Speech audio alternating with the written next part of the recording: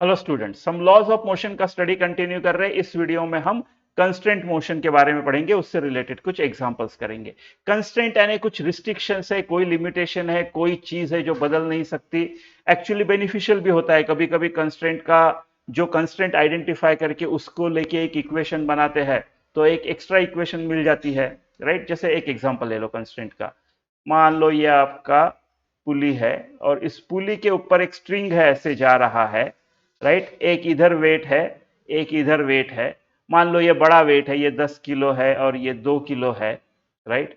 Right, अभी ये string inextensible है, स्ट्रेच नहीं हो सकती है। अगर ऐसा है, इनएक्सटेंसिबल स्ट्रिंग है, तो इसका मतलब ये अगर नीचे एक्सेलरेट हो रहा है तो जितना लेंथ ये डिस्प्लेसमेंट, ये जितना लेंथ ऊपर जाएगा उतना ही लेंथ ये नीचे आएगा। ये बड़ा है तो नीचे जाएगा। राइट, तो ये एक्स सेम रहेगा क्योंकि स्ट्रेच तो नहीं हो सकती ना वो, तो एक ही स्ट्रिंग है। राइट, तो ये हो गया कंस्ट्रेंट। राइट, इसको डिफरेंशिएट करूंगा तो मेरे को इनकी वेलोसिटीज मिलेगी, उसको डिफरेंशिएट करूंगा एक्सेलरेशन मिलेगा। मेरे को पता चल जाएगा कि भाई जितना एक्सेलरेशन इसका इधर है उतना ही उसका उधर रहेगा। राइट, काफी सिंपल सा एग्जांपल है। ये वाले में देखो। राइट, इसमें देखो, इसमें इसका कंस्ट्रेंट का अच्छे से आपको समझ में आ जाएगा क्या है। वो बड़े काम में आता है। जैसे मान लो कभी आपको ऐसी प्रॉब्लम सॉल्व करनी है, राइट, तो आप टिपिकली इसका फ्री बॉडी डायग्राम निकालोगे, टेंशन निकालोगे, राइट, ऐसे सब करोगे। वो सब करने के बाद भी ना आपको ऐसा दिखेगा बहुत बार कि आपका अननोन ज्यादा है। आपका मान लो पांच, चार अननोन है, पांच अननोन है, चार ही इक्वेशन बने हैं। तो आप अगर ये एक्सेलरेशन के बीच का रिलेशनशिप निकाल लोगे तो पांचवा हो गया आपका, फिर सॉल्व कर सकते हैं। देखो, जैसे ये एग्जांपल में क्या पूछा है, A1 A2 A3 A4 are एक्सेलरेशंस of mass M1 M2 M3 M4। आपको इनके एक्सेलरेशन के बीच का रिलेशन निकालना है, रिलेशन निकालना है। ठीक है, तो देखो वही कंस्ट्रेंट क्या है, स्ट्रिंग लेंथ चेंज नहीं हो सकता, स्ट्रिंग का लेंथ उतना ही है, इनएक्सटेंसिबल स्ट्रिंग है, स्ट्रिंग का लेंथ कांस्टेंट होता है। अब मैं क्या करूंगा, जितने भी मूवेबल पार्ट्स है, जितने भी मूवेबल पार्ट्स है, कौन सा है, एक, दो, ये पुली भी मूव हो रही नीचे या ऊपर जो भी है। राइट, तीन, चार, पांच, छह पार्ट है मेरे पास जो मूव हो रहे हैं। मैं इन सबको ने कोऑर्डिनेट दे देता हूं। राइट, ये एक फिक्स रेफरेंस पकड़ता हूं। ये मेरा एक फिक्स रेफरेंस है, या फिर पकड़ लो ये एक फिक्स रेफरेंस है। ये, राइट, ये यही पकड़ लो। और ये जो डिस्टेंस है ना, इसको इग्नोर करेंगे। ये जो सपोर्ट है पुली का, इसका लेंथ मिनिमल है करके इग्नोर करेंगे ऐसा। पुली का डायमेंशन इग्नोर करेंगे ऐसा, ऐसा। तो ठीक है, तो मैं ये वाला, अब जब मैं x1 लिख रहा हूं, राइट, तो मैं रेफरेंस पॉइंट से ये मास 1 का लेंथ लिख रहा हूं। राइट, तो ऑफ कोर्स मैंने, राइट, ये वाला लेंथ लिख रहा हूं पुली का, ये वाला लेंथ लिख रहा हूं पुली का। ठीक है, तो आपको उतना इग्नोर करना है, ये वाला डिस्टेंस और ये कर्व ऐसा थोड़ा सा। राइट, तो ये x1 हो गया। राइट, m2 का x2, ये जो डिस्टेंस है इसको मैं पकड़ के चलता हूं x2। ठीक है, m3 का मैं बोलूंगा ये जो डिस्टेंस है ये है x3। ठीक है, x3। और ये जो है इसको बोलूंगा मैं x4। ठीक है, देखो ये भी मूवेबल है तो इसको भी बोलना पड़ेगा कुछ तो, x5। और ये भी है, इसको नाम देता हूं मैं x6। ठीक है, अभी लेंथ ऑफ स्ट्रिंग तो कांस्टेंट है, इस चीज का उपयोग करता हूं मैं। तो देखो, जो ये वाली स्ट्रिंग है, ये वाली string, this plus this is my length. Right, correct, x1 plus x5 इस लेंथ ऑफ द स्ट्रिंग 1, इसको मैं L1 लिखता हूं। राइट, फिर सेकंड पे आते हैं, ये वाला जो स्ट्रिंग है इसका इक्वेशन लिखते हैं। कंस्ट्रेंट है कि भाई इसका लेंथ चेंज नहीं हो सकता, है ना। तो क्या आएगा इसका लेंथ, ये देखो, ये यहां तक x2 है। मेरे को क्या रिक्वायरमेंट क्या है मेरी, this plus this. Right, this plus this. तो दिस जो है वो है टोटल x2 यहां तक के minus x5, x2 minus x5। मैंने ये वाला पोर्शन कवर किया, अब ये वाला करता हूं। राइट, ये वाला S6 माइनस x5 ये वाला portion plus x6 minus x5 ये हो गया length of string 2। Similarly length of दूसरा स्ट्रिंग ये वाला एक स्ट्रिंग जो है ये क्या हो गया, टोटल x3 है यहां तक के और यहां तक के x6 है, तो x3 माइनस x6 ये वाला पार्ट हो गया। ये वाला पार्ट आएगा x4 माइनस x6 और ये हो गया मेरा लेंथ ऑफ स्ट्रिंग 3। ठीक है, तो थोड़ा दूर निकाल लेते हैं। राइट, ये है आपका x3 ऐसा है। अभी इसमें से मैं जो जो नहीं चाहिए इलिमिनेट करता हूं। मेरे को 5 और 6 का वैसे भी रिक्वायरमेंट नहीं है, वो पुली के डिस्टेंसेस है। राइट, तो चलो इसको सिंपल करते हैं। x1 plus x5 equal to L1। अभी इसको 2 बार x5 है। राइट, तो इसको मैं लिख देता हूं x2 plus x6 x2 plus x6 minus 2 times x5 is equal to L2। Right, similarly इसको x3 plus x4 minus 2 times x6 equal to L3 लिख सकता हूं, है ना। x3 plus x4 minus 2 time x6 equal to 0 L3 L3 ऐसे लिख सकता हूं। अब मैं इनको डिफरेंशिएट करता हूं। पहले को डिफरेंशिएट किया तो क्या आएगा, v1 plus v5 equal to 0। ये कांस्टेंट है, वही अपने काम में आ रहा है ना। कांस्टेंट है, वो कांस्टेंट है, वो 0 हो जाएगा उसका डिफरेंशिएशन। तो v1 plus v5 equal to 0, उसको डिफरेंशिएट करो, आपको मिलता है a1 plus a5 equal to 0। ये एक हो गया।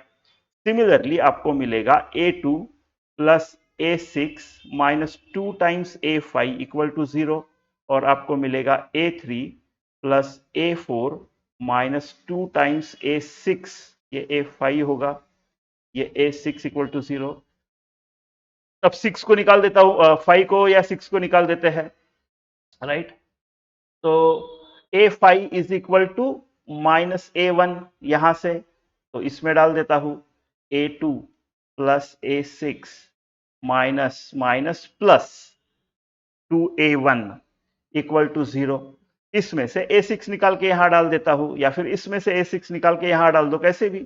चलो इसमें से निकालते हैं, तो a6 क्या होगा, माइनस 2a1 माइनस a2, इसमें वो डाल देते हैं, तो a3 plus a4 minus 2a6। Right, सो 2a6 क्या होगा, ये 4 हो जाएगा और ये भी 2 हो जाएगा और ये 4 हो जाएगा, ये 2 हो जाएगा, है ना। तो minus minus plus 4a1, right, plus 2a2 equal to 0। Right, ऐसा ऐसा ऐसा आना चाहिए, है ना। तो आपका 4a1 आना चाहिए, 4a1 आना चाहिए, 2a2 आना चाहिए और a3 a4 एक एक, ये वाला रिलेशन है इनके बीच में। इस तरह से कंस्टेंट क्या था कि लेंथ ऑफ स्ट्रिंग जो है वो है ना, है वो है। चलो ये वाला क्वेश्चन देखते हैं। ends p and q of unstretchable string, right, unstretchable string move downwards with uniform speed u। ये u से नीचे जा रहे हैं, p और q एंड नीचे की तरफ जा रहे हैं u से। ठीक है, u से नीचे की तरफ जा रहे हैं। Pulleys a and b are fixed, ये फिक्स्ड पुलिस है। राइट, ये ऐसी स्ट्रिंग है, ऐसी, है ना। पुलिस a और b फिक्स्ड है। Mass m moves upward with what speed, ऐसा। हमको इस मास की जो अपवर्ड वाली स्पीड है वो निकालनी है, वो निकालनी है। तो देखो इसमें एक कंस्टेंट यह है कि ये जो स्ट्रिंग है इसकी लेंथ तो भाई जो है वो है, अनस्ट्रेचेबल स्ट्रिंग है जिसकी लेंथ वो है। अगर आप इसको इतने से खींचोगे x से, तो ये पार्ट भी इधर x से खींचा चला आएगा, यानी इनकी वेलोसिटी सेम है। राइट, x सेम है, डिफरेंशिएट करो, v सेम है, तो इसका भी वेलोसिटी इस तरफ जो आएगा u ही आएगा, इसका वेलोसिटी इस तरफ जो आएगा u ही आएगा। ये तो ठीक है ना, ये तो ठीक है। अब मैं एक काम करता हूं, मैं इधर का ये ट्रायंगल कंप्लीट कर लेता हूं। राइट, ये ट्रायंगल कंप्लीट कर लेता हूं।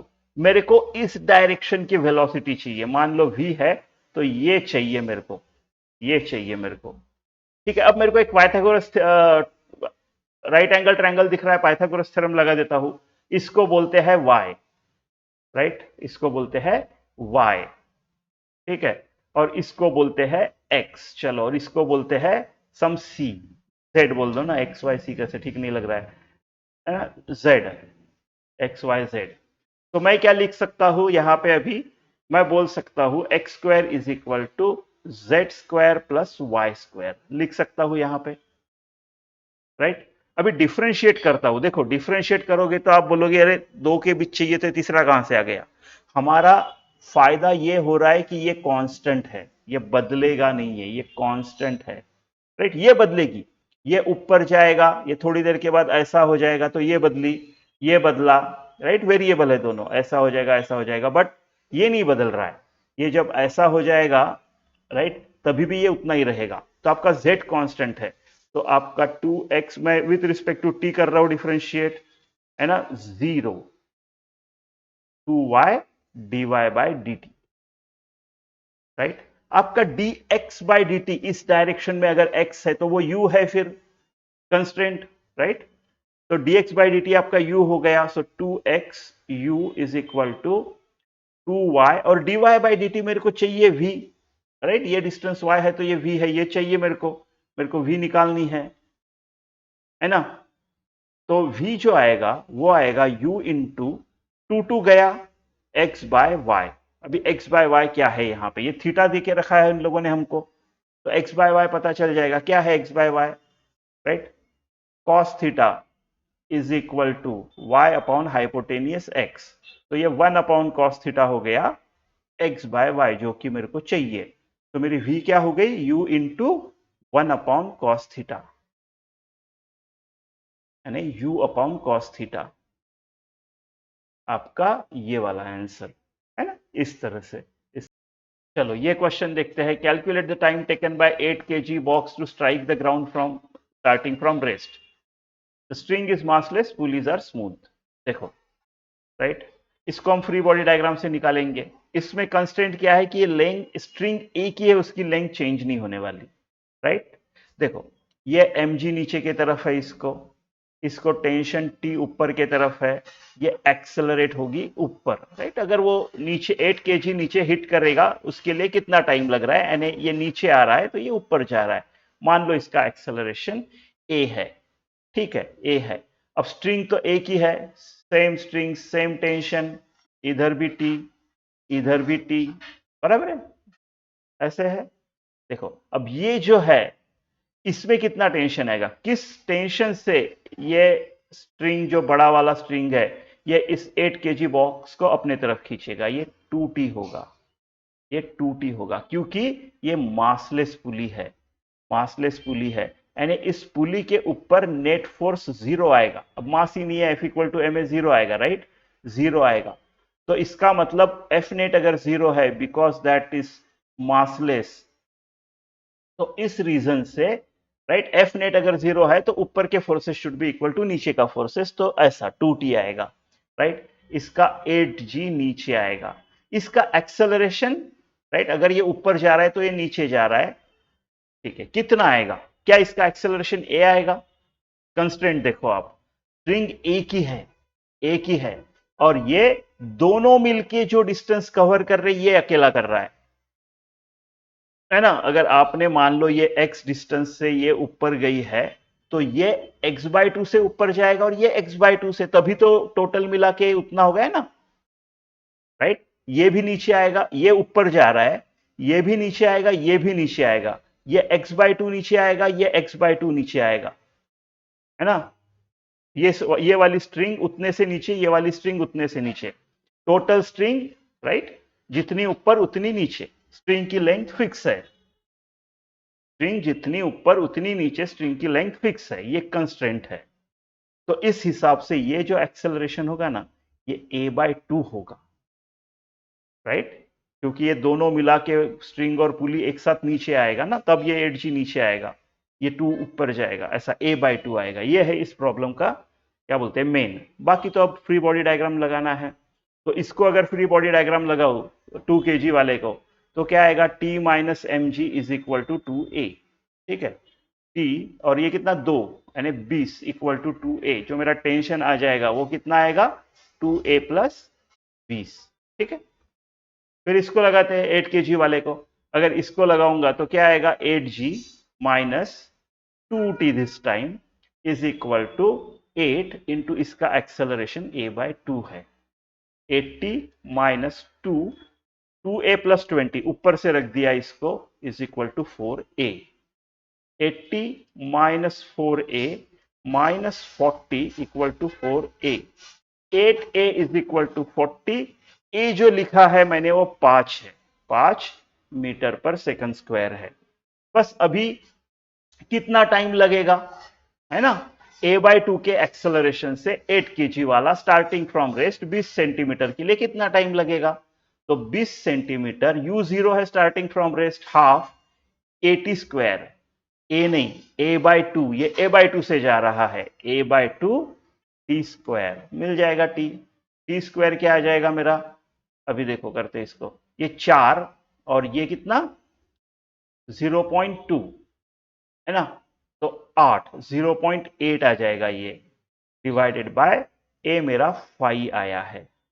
ऐसा ऐसा टी स्क्वायर को मैं एक काम करता हूं, इसको 10 कर देता हूं, यानी 2 से मल्टीप्लाई कर देते हैं, तो इसको 2 से मल्टीप्लाई किया तो 1.6 आएगा और ये 10 हो जाएगा, यानी फिर से 0.16, तो t कितना आएगा 0.4। तो ये हो गया आपका आंसर। ठीक है, तो ऐसे कंस्ट्रेंट्स देखने हैं, उनका यूज करना है। ठीक है, तो कुछ कमेंट्स है तो कुछ कमेंट में लिखिए, अच्छा लगा तो शेयर कीजिए, सब्सक्राइब कीजिए। Thank you.